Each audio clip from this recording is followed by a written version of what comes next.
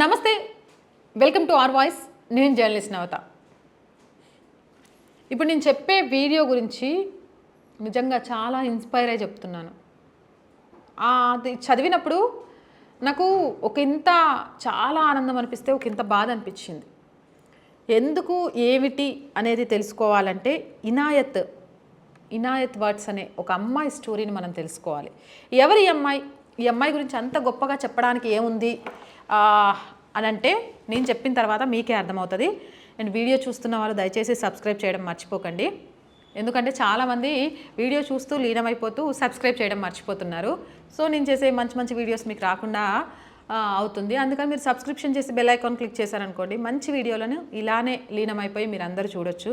And ఈ అమ్మాయి story చదువుతున్నప్పుడు కూడా నేను అలానే లీనమైపోయానని చెప్పొచ్చు. భారతదేశాన్ని కాపాడాలని, శత్రు దేశాలు భారతదేశంలో చొరపడకూడదు అని, అవసరమైతే తమ ప్రాణాలను పణంగా పెట్టడానికి అక్కడ జవాన్లు సిద్ధంగా ఉంటే, ఈ భారతదేశం లోపల ఉన్న రాజకీయ నాయకులు వాళ్ళ స్వలాభం కోసం దేశంలో ఎలాంటి చిచ్చు పెట్టడానికి, అవసరమైతే దేశాన్ని ముక్కలు చేయడానికి కూడా సిద్ధమైపోతున్నారు. వీళ్ళకి ఎంత తేడా ఉంది. ఎప్పుడైనా సరే మన నాన్ననో మన అమ్మనో మన చుట్టాల్లో ఎవరైనా తిడితే ఏమంటాం?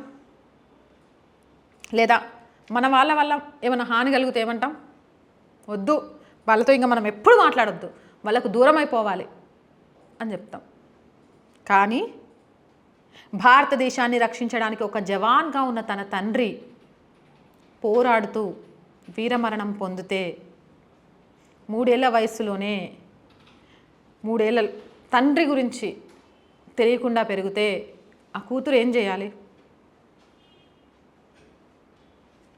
ఏం చేస్తుంది? కానీ ఈ కూతురు ఏం చేసింది తెలుసా? నిజంగా ఆ అమ్మాయికి మాత్రం హ్యాట్స్ ఆఫ్.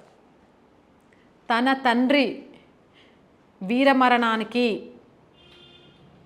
తన తండ్రి తనకు లేకుండా పోవడానికి కారణమైన శత్రు దేశాలను చీల్చి చెండాడడానికి తండ్రి బాటలోనే నేను వెళ్తా, నా తండ్రి వేసుకున్న బట్టలనే నేను వేసుకుంటా అని ఆ అమ్మాయి తన అంబిషన్ పెట్టుకొని పూర్తి చేసుకొని జవాన్గా మొట్టమొదటిసారి తన తండ్రి బట్టలనే వేసుకుందంట. ఎంత ఇన్స్పిరేషన్గా అనిపించింది తెలుసా? దానికి సంబంధించి పూర్తి వివరాలు చెప్తా. నిజంగా చాలా చాలా చాలా సంతోషంగా ఉంది ఇలాంటివి చదువుతుంటే. ఇలానే ఉండాలి. దేశం మనకేమిచ్చింది అని ఎప్పుడూ ఆలోచించడం కాదు, మనం దేశానికి ఏమిస్తున్నాం అనేది కూడా ఆలోచించాలి. చెన్నైలోని ఆర్మీ ఆఫీసర్ ట్రైనింగ్ అకాడమీలో జరిగిన పాసింగ్ అవుట్ పెరేడ్లో ఇనాయత్ వాట్స్ స్ఫూర్తిదాయకమైన కథ వెలుగులోకి వచ్చింది. ఇప్పుడు లెఫ్టినెంట్ ఇనాయత్ వాట్స్ ఆమె సైనిక సేవకు అంకితమైన తన కుటుంబంలో 3వ తరానికి ప్రాతినిధ్యం వహిస్తుంది. అంటే ఈమె తండ్రి, ఈమె తాత కూడా భారతదేశం కోసం, శత్రు దేశాలను భారతదేశంలో అడుగు పెట్టకుండా ఉంచడం కోసం ప్రయత్నం చేసిన జవాన్ కుటుంబ వారసులే. వారసత్వంగా తమ ప్రాణాలని దేశాన్ని కాపాడడం కోసం పణంగా పెడుతున్నారు. అసలు ఇలాంటి గొప్ప వాళ్ళ చరిత్ర చాలా తక్కువ మందికి తెలుసు. దీన్ని ఎవ్వరూ ప్రచారంలోకి తీసుకురావట్లేదు. ఎందుకు అనేది నాకు అర్థం కావట్లేదు. 3 ఏళ్ల నుంచి ఇనాయత్ తన జీవితంలో తండ్రి ప్రేమ ఉనికి లేకుండానే పెరిగింది. ఇది లేనప్పటికీ ఆమె తన తండ్రి అడుగుజాడల్లో నడవాలని, సైన్యంలో చేరాలని నిర్ణయించుకుంది. జమ్మూ కాశ్మీర్లో ఉగ్రవాదులతో పోరాడి ప్రాణాలు కోల్పోయే ముందు తన తండ్రి మేజర్ నవనీత్ వాట్స్ ధరించే యూనిఫామ్నే ఇనాయత్ ఉద్దేశపూర్వకంగా ధరించాలని ఎంచుకుంది. జమ్మూ కాశ్మీర్లో తను ఉగ్రవాదులతో పోరాడుతున్నప్పుడు తన ఒంటి మీద తన తండ్రి ధరించిన బట్టలు ఉండాలి.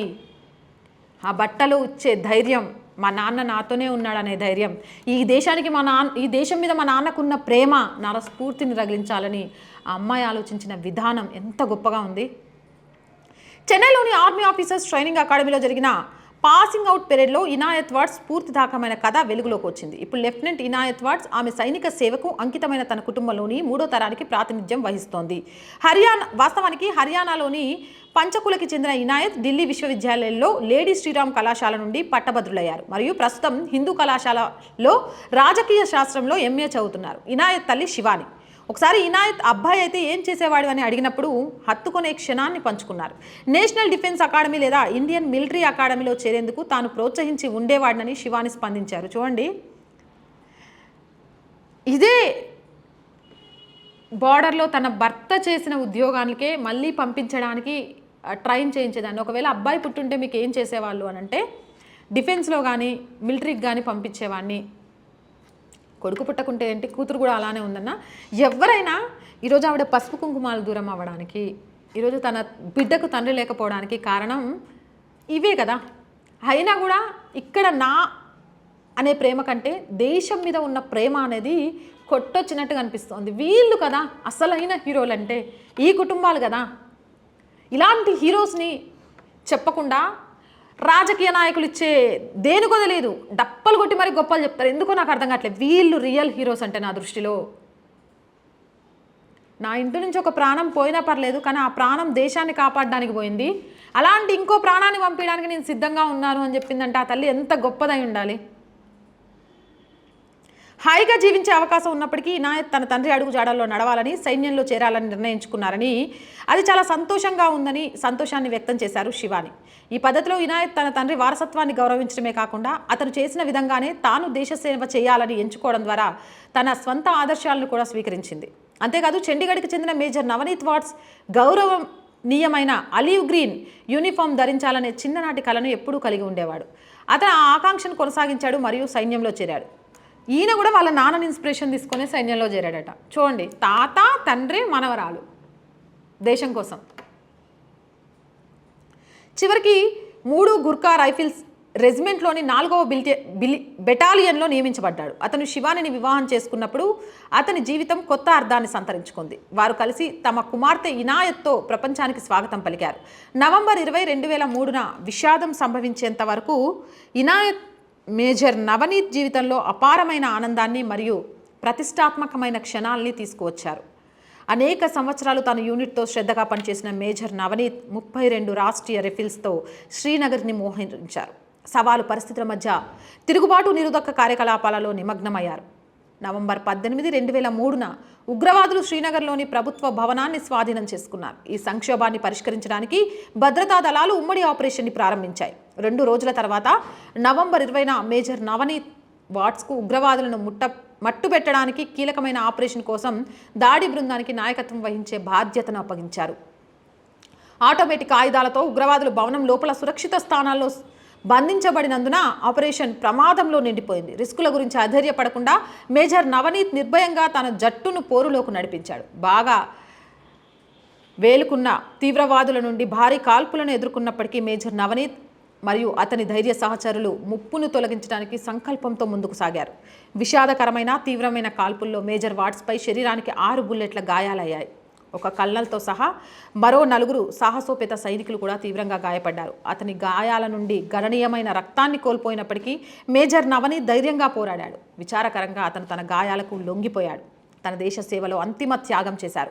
అతని అసాధారణ ధైర్య సాహసాలకు, అచంచలమైన పోరాట పటిమ మరియు అత్యున్నత త్యాగం కోసం మేజర్ నవనీత్ వాట్స్కు మరణానంతరం సేనా పథకం అనే శౌర్య పథకం లభించింది. ఆపరేషన్ సమయంలో అతని సాహసోపేతమైన నాయకత్వం మరియు నిస్వార్థ చర్యలు ఎప్పటికీ గుర్తుండిపోతాయి. అతని విధి మరియు అతని దేశం పట్ల ప్రేమ పట్ల ఆయనకున్న నిబద్ధత నిదర్శనం. 3 సంవత్సరాల వయస్సులో దేశం కోసం తన తండ్రి ప్రాణాలను అర్పించారు, వీరమరణం పొందాడు. ఆ పాపకు 3 సంవత్సరాల వయసు అంటే అప్పుడు తల్లి వయసు ఎంత ఉండాలి? ఈ దేశం నాకేమిచ్చింది, నా పసుపు కుంకుమాలని దూరం చేసింది, నా భర్తను నాకు దూరం చేసింది అని ఆలోచించకుండా ఈ దేశానికి మళ్ళీ నేనేమి ఇవ్వగలను అని ఆలోచించి తన కూతురు తన తండ్రిని ఆదర్శంగా తీసుకొని వేసే అడుగులకు ఆ తల్లి సహకరించిన తీరుంది చూసిండ్రా. నిజంగా హ్యాట్స్ ఆఫ్. చాలా సంతోషంగా ఉంది. ఆడపిల్లలు ఇలానే ఉండాలి. మగపిల్లలే పుడితే డిఫెన్స్లోకో మిలిటరీలోకి ఎందుకు వెళ్ళాలి? ఆడపిల్లలు ఎందుకు వెళ్ళకూడదు? ఎందుకు ఆదర్శంగా మారకూడదు? ఈ దేశానికి సేవ చేయడంలో భూదేవి కన్నంత ఓర్పు, కాళికామాతకున్నంత కోపం 2 కూడా ఆడవాళ్ళలోనే ఉన్నాయి. వాళ్ళు గనక ఎక్కువైతే ఏ శత్రు దేశాలైనా బార్డర్ దాటి రాగలుగుతాయా? నాకైతే చాలా ఇన్స్పైర్డ్గా ఈ స్టోరీ అనిపించింది. నేను చూడగానే ఈ స్టోరీకి సంబంధించి మీ అందరికీ తెలియజేయాలనిపిస్తుంది. ఎందుకు అనంటే, ఒకవైపు కుటుంబాలు ప్రాణాలని పణంగా పెడుతూ తమ వారికి ఏమవుతుంది అని ఆలోచించకుండా బార్డర్లో యుద్ధం చేయడానికి సిద్ధం చేస్తుంటే, ఇక్కడ రాజకీయ నాయకులు మనల్ని పావుల్లాగా వాదుకొని రాజకీయ లబ్ధి కోసం ఈ దేశం లోపల చిచ్చు పెడుతుంటే అక్కడ వాళ్ళు పడుతున్న కష్టానికి అర్థం లేకుండా పోతుంది. కాబట్టి ఇలాంటి వారిని ఇన్స్పైర్గా తీసుకుందాం. మనందరం దేశం మనకేమిచ్చింది, దేశం మాకేం చేసింది, దేశం వల్ల మాకేం వచ్చింది అనేది ఆలోచించడం మానేసి దేశం కోసం మనం ఏదైనా చేయాలి, మనం దేశం కోసం ఏదైనా చేసిన రోజే మన జన్మకు ఒక సార్థకత అని ఆలోచించే విధంగా అడుగులు ముందుకేద్దాం. నాలాగే మీకు కూడా ఈ స్టోరీ ఇన్స్పిరేషన్గా అనిపించిందా లేదా అనేది కామెంట్ సెక్షన్లో తెలియజేయండి. ఇలాంటి మోర్ వీడియోస్ కోసం మన ఛానల్ని వెంటనే సబ్స్క్రైబ్ చేయండి. ఈ వీడియో నచ్చితే లైక్ చేయండి, షేర్ చేయండి. అండ్ సపోర్ట్ చేయాలనిపిస్తే జాయిన్ అనే ఆప్షన్ కనిపిస్తుంది. 1 to 5 లెవెల్స్ ఉన్నాయి. ఒకవేళ అలా చేయడం రాని వాళ్ళకు స్క్రీన్ మీద గూగుల్ పే, ఫోన్పేతో పాటు అకౌంట్ డీటెయిల్స్ ఉన్నాయి. ఏదో రూపంలో మీరు చేసే ప్రతి చిన్న సహాయం కూడా మన ఛానల్ ఇంకా డెవలప్ అవడానికి కారణమవుతుంది. Thank you so much.